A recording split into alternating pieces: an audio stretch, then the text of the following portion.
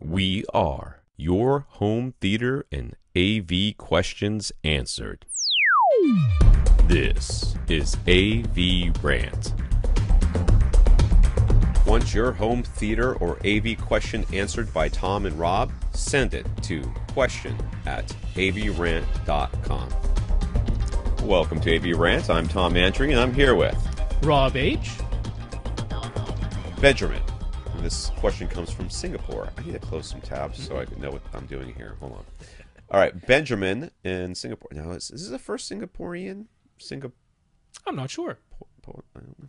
I would love to go to Singapore. Ben. Mm-hmm. I'm just letting you know. Might show up someday. He says he's been a listener since day one. He will be getting the keys to his new apartment on the 15th floor in a few months and wants to start planning his theater now. It's a small space, so he's not planning for Atmos, only 5.2. Only a 5.2 system unless we tell him otherwise. Are we seeing his floor plan? Oh, yes. Here it is. Yeah. I see bedrooms. I imagine those bedrooms were actually for people's. So he's got a kitchen. What if you just put your bed in the living room, put your theater in the main bedroom? That's the type of thing I would do. Yeah, as a single man. You live alone, sir. You live alone. All right, so it's 11. Was it how many? 13.2 feet by 11.3. Is that feet, right? Yeah. Is the space, and the entire thing is not open that. At the back to the kitchen, Right, and a to the little rest of hallway, and to the entryway on the right as well. So irregularly shaped room, very much an irregularly shaped. There's no reason why you can't do 5.2.2, 5.2.4 in here. You could even consider the upward firing reflective speakers off the ceiling. That's a potential option. And that's actually not a bad option. In fact, that last dude too. He just is, though, how reflective his room is. Oh, those would probably work pretty well too. What was his name? I always forgot it. It's Luca. Luca. You should also consider. You could do the reflective things, but you need to put some room treatments in that room, dude. Like, really do that. So, anyways, you can back to Benjamin. Back to Benjamin. You can do 5.2.2, 5.2.4. It will all work in here for sure. But start with 5.2. I think that's a fairly reasonable thing to do. You're buying a new place. Don't overdo it. If he's buying a new receiver, that does affect his choice of receiver, because if he's potentially going to go to a 5.2.4, then he'd want to make sure that he can get a receiver that can do that, right? As opposed to one that tops out at 5.2.2. But yeah, you kind of have to try to find something that tops out at 5.2 these days. I mean, well, not right. There's lots that do, like the X3300 does, So, but I would not say you have to limit yourself to non-Atmos. No, I don't think so. You could do Atmos in here. You could do Atmos in here. So with the left wall being 3/4 windows and the right side only a half wall leading to the entryway, there's not much space for acoustical treatments, but he could put up a false ceiling and stuff it with absorption. What do we think of that?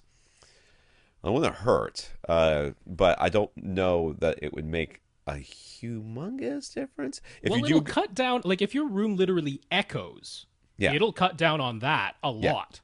Yeah. So that could be worthwhile. Yeah, and you know what I might consider doing? I don't think stuffing it full of insulation is really an important aspect. Well, I mean, I almost like the idea of, like, how if you put up a T-bar ceiling, a typical track ceiling, and you only need 4 inches of clearance for that. And it's not like he's taking down the existing ceiling. Yeah. So you could put up like a 4-inch and not even have it go all the way to the walls, like actually have it like a lowered central portion of the ceiling. Yeah. Like instead of a portion of your ceiling that goes up, like you'd see, you have a portion of your ceiling that comes down. You could put some interesting LED lighting around that, and you could have like the sides basically open. You could maybe cover that with fabric around the sides and have that insulate, 4 inches of insulation above there. That would be quite an effective bass trap up there. And it would reduce, and you know what? You could put Atmos speakers in. See, that's what I'm thinking. I was going to say, you can put, and this would be an easy way for you to run wires as well. So there's a lot of reasons to do this. I don't think you need to stuff it full of insulation.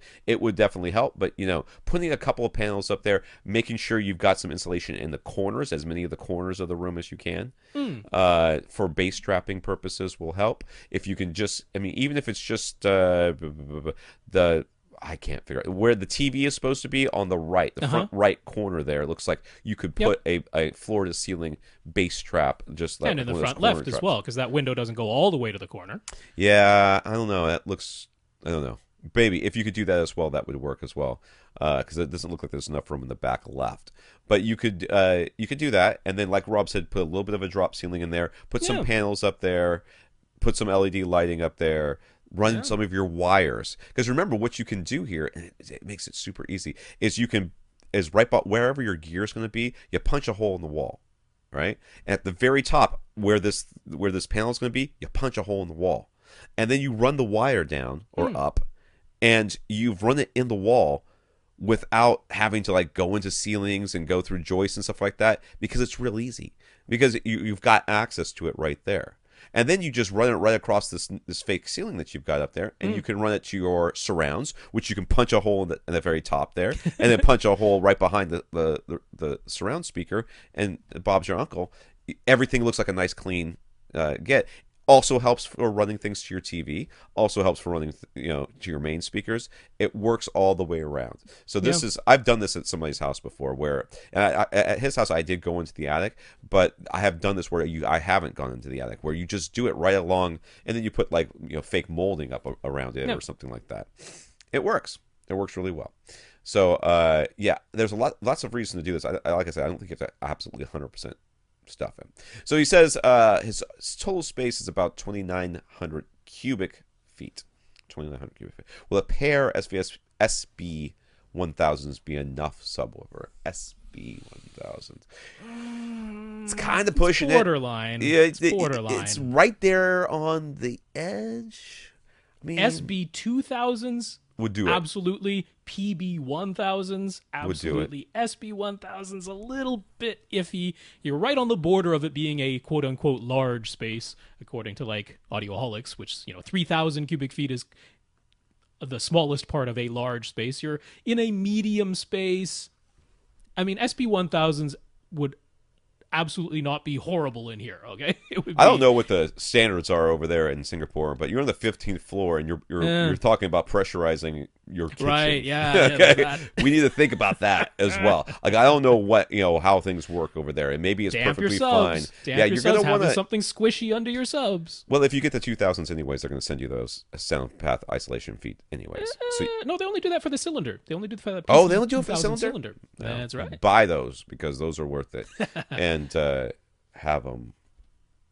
Yeah, I mean, honestly, if you went with dual SB1000s, I think you'll probably be happy, because they're very capable subs, and it's just on the borderline. If you want to be super safe and you have the expendable funds, if you went SB2000s, I'd be like, you're absolutely laughing. If you went PB1000s, you're absolutely laughing. The SB1000s could be, but if you're like, I'm never going to listen at louder than 85 dB because it's an apartment, then I would say SB1000s are fine.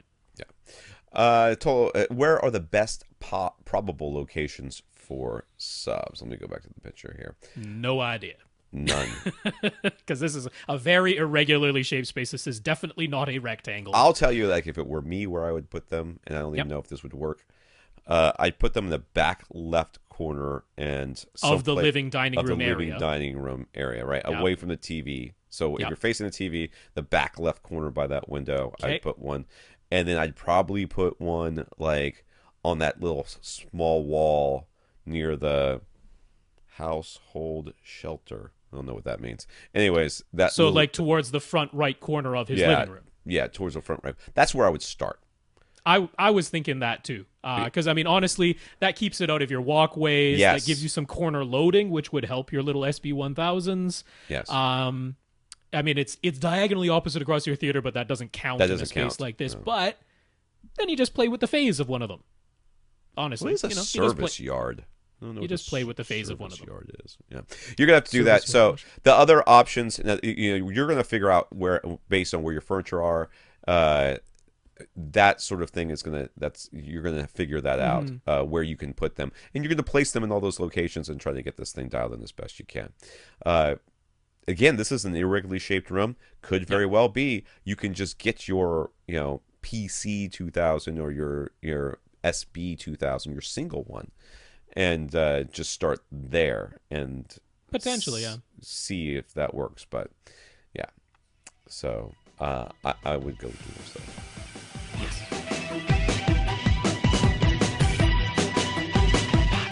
Want your question answered? Send it to question at avrant.com.